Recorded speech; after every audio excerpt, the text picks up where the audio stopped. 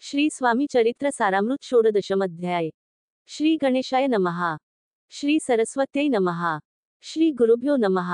श्री कुलदेवतायै नमः। श्री अक्कलकोट निवासी पूर्णदत्तावतार दिगंबर यतिवर्य स्वामीराजाय नमः। ब्रह्मानंद परमसुखद केवल ज्ञानमूर्त्य द्वंद्वातीत गगनसदृश तत्त्वमस्यादिलक्ष्यम् एक नित्य विमलमचल सर्वधी साक्षीभूत भावातीत त्रिगुणरहित सद्गुरुवत नमामि। भागजन तारणार्थ यतिरूपे श्रीदत्त भुवरी प्रगट होत अक्कलकोटी वास केला। जे जे झाले त्यांचे भक्त त्यात श्रेष्ठ स्वामीसूत ऐकता त्यांचे चरित्र महादोष जातील प्रसिद्ध मुंबई शहरांत हरिभाऊ नामे विख्यात आनंदे होते नांदत निर्वाह करीत नोकरीने कोकणप्रांती राजापूर तालुक्यात इटिया गाव सुंदर हरिभाऊ तेथील राहणार जात मराठे तयांची ते खोत त्या गावचे होते संपन्न पूर्वीचे त्याच गावी तयांचे माता बंधू राहती मुंबईत तयांचे मित्र ब्राह्मण उपनाव पंडित ते करिता व्यापार त्यात तोटा आला तयांसी एके समया पंडितांनी स्वामी कीर्ती ऐकिली कानी तेव्हा भाव धरोनी मनी नवस केला स्वामी ते जरी 8 दिवसांत मी होईन कर्जमुक्त तरी दर्शनात त्वरित अक्कलकोटी येईन। यासी 7 दिवस झाले काही अनुभवा न आले तो नवलेक वर्तले ऐका चित्त देऊनी हरिभाऊ आणि त्यांचे मित्र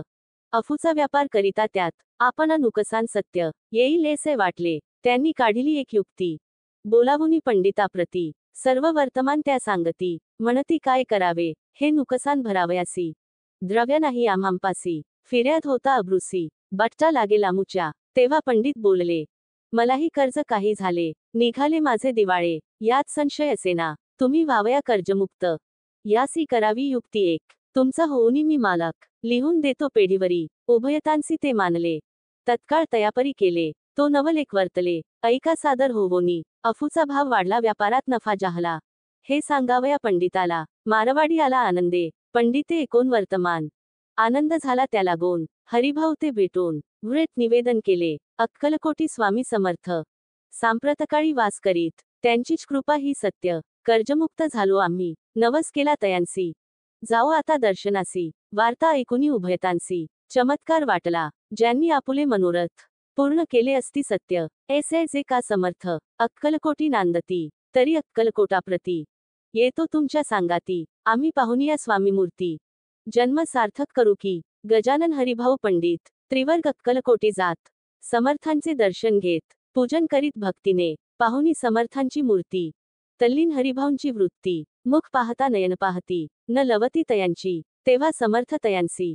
शिव राम मारुती ऐसी नामे दिधली त्रिवर्गासी आणि मंत्र दिधले पंडिता राम म्हटले गजानना शिवनाम दिधले मारुती हरिभाऊस म्हटले तिघे केले एकरूप मग समर्थे त्यावेळे त्रिवर्गाजवळ बोलाविले तिघांशी 3 श्लोक दिधले मंत्र म्हणून ते ऐका गुरुर्ब्रह्मा गुरुर्विष्णू गुरुर्देवो महेश्वरः गुरु साक्षात परब्रह्म तस्मै श्री गुरवे नमः ऐसा मंत्र हरिभाऊ ते दिधला असे समर्थे तेव्हा तयाच्या आनंदाते पारावार नसेची। दुसरा मंत्र गजाननाला तया वेळी श्रींनी दिधला तेव्हा तयाच्या मनाला आनंद झाला बहुसाळ आकाशात पतित तोय यथा गच्छती सागर सर्व देव नमस्कार केशव प्रति गच्छती संतोषले त्याचे मन मग पंडिताजवळ घेऊन एक मंत्र उपदेशोन केले पावन तयाते इदमेव शिवम इदमेव शिवम इदमेव शिवम इदमेव शिव 300 रुपये तयांनी आणले होते मुंबईहुनी त्यांचे करावे म्हणूनी विचारिले समर्थांते ऐसा प्रश्न ऐकोनी समर्थ बोलले त्या लागोनी त्यांच्या पादुका बनवोनी येथे आणाव्या सत्वर स्वामीसन्निध काही दिन त्रिवर्ग राहिले आनंदाने हरिभाऊंचे स्वामीचरणा दृढ जडले काही दिवस गेल्यावरी त्रिवर्ग एके अवसरी उभे राहून जोडल्या करी आज्ञा मागती जावया आज्ञा मिळता तयांसी आनंदे आले मुंबईसी हरिभाऊंच्या मानसी ध्यास लागला स्वामींचा व्यवहारी वर्तता स्वस्थता नसेची चिता गोड न लागती संसार वार्ता चैन नसे क्षणभरी असो पुढे त्रिवर्गांनी चांदीच्या पादुका करवोनी अर्पावया स्वामींचरणी आले अक्कलकोटाते भक्तजनांचा कैवारी पाहुनिया डोळे भरी माथा ठेवला चरणांवरी बहुत अंतरी सुखावले चांदीच्या पादुका आणल्या त्या श्रींचरणी अर्पण केल्या समर्थे आदरे घेतल्या पायी घातल्या त्याच वेळी त्या आत्मलिंग पादुका 14 दिवसपर्यंत देखा पायी वागवी भक्त सखा दिधल्या नाही कोणाते हरिभाऊ एके दिनी समर्थांसन्निध येवोनी दर्शन घेवोन श्रीचरणी मस्तक त्यांनी ठेविले तो समर्थे त्यांप्रती घेवोनिया मांडीवरती वरदहस्त सत्वरगती मस्तकी त्यांची ठेविला म्हणती तू माझा सूत झालासी आता निश्चित परिधान करी भगवे वस्त्र संसार देई सोडूनी मग छाटी कफनी जोळी समर्थे तयांसी दिधली ती घेवोनी तयावेळी परिधान केली सत्वर आत्मलिंग पादुका सत्वरी देती हरिभाऊंचे करी म्हणती जाऊनी सागरतीरी किल्ला बांधोनी राहावे धरू नको आता लाज उभार माझा यशध्वज नको करू अन्य काज जनभजना लावावे जाऊनी आता सत्वर लुटवी आपुला संसार लोभ मोह मात्र चित्ती तुवा न धरावा आज्ञा एकोनिया ऐसी आनंद झाला मानसी सत्वर आले मुंबईसी साधुवेश घेवोनी सद्गुरूने मस्की हस्त ठेविता झाले ज्ञानवंत धन्य धन्य ते स्वामीसूत धन्य स्वामी दयाळ सद्गुरूचा उपदेश होता तात्काळ गेली भवव्यथा उपरीत झाली चिता षड्विकार निमाले बहुत गुरु जगी असती नाना मंत्र उपदेशिती द्रव्यप्राप्तीसव निश्चिती ढोंग माजविती बहुत तयांचा उपदेश न फळे आत्मरूपी मन न वळे सत्यज्ञान काही न कळे मन न चळे प्रपंची तयांसी न म्हणावे गुरु ते केवळ पोटभरू भावसागर पैलतिरू उतरतील ते कैसे तेसे नवेची समर्थ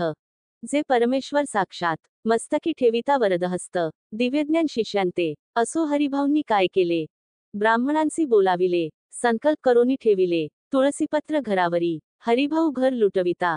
तारा नामे त्यांची कांता ती करी बहुत आकांता घे तूर बडवोनी म्हणे जोडोनिया कर लुटविता तुम्ही संसार हा नवे बरवा विचार दुःख लागेल भोगावे आजवर अब्रूने दिवस काढिले आपण परी आता अवलक्षण आपण काय आठवले हासतील सकल जन धिक्कारतील पिशून उपास पडता कोण खावया ते घालील अल्पवयी आपणासी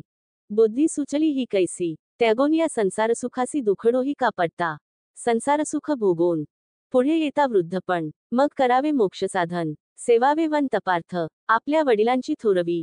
मना माझी आणावी त्यांची कीर्ती मिळवावी उचित नसे आपणा तुम्ही संसार सोडूनी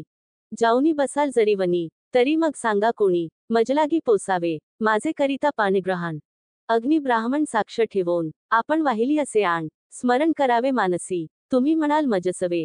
तुही घरदार सोडावे मजसमागमे फिरावे भिक्षा मागत घरोघरी तरी संसार सुखासक्त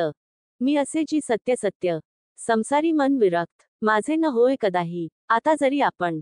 संसार टाकीला लुटून हे केले महत्पुण्य ऐसे कोण म्हणेल कुटुंब उपवासी मारावे सर्वास धर्म करावे यासी काय पुण्य कार्य म्हणावे पाप उलटे होतसे विनविते जोडोनी कर अद्यापि स्वस्थ करा अंतर आपला हा विचार सोडोनी द्यावा प्राणप्रिया ऐशी तियेची उत्तरे एकोनिया स्वामी कुमरे समाधान बहुत प्रकारे करीतसे तियेचे परितारेच्या चित्तात षडरिपू होते जागत संसाराचे मिथ्यत्व तियेलागी कळेना आशा मनीषा भ्रांती आणि कल्पना वासना या डाकिणी त्यांनी तिजला झडपोनी आपण अधीन केलेसे त्यायोगे सद्विचार तियेसी न सुचे अणुमात्र ध्रोनिय दुराग्रह स्वामीसुता बोधितसे षड्विकार त्यागोनी रमला जो स्वामींचरणी दृढ निश्चय केला मनी संसार त्याग करावा स्त्रियेच्या अंगावरी अलंकार तेही लुटविले समग्र तिये दिधले शुभ्र वस्त्र परिधान करावया आत्मलिंग समर्थे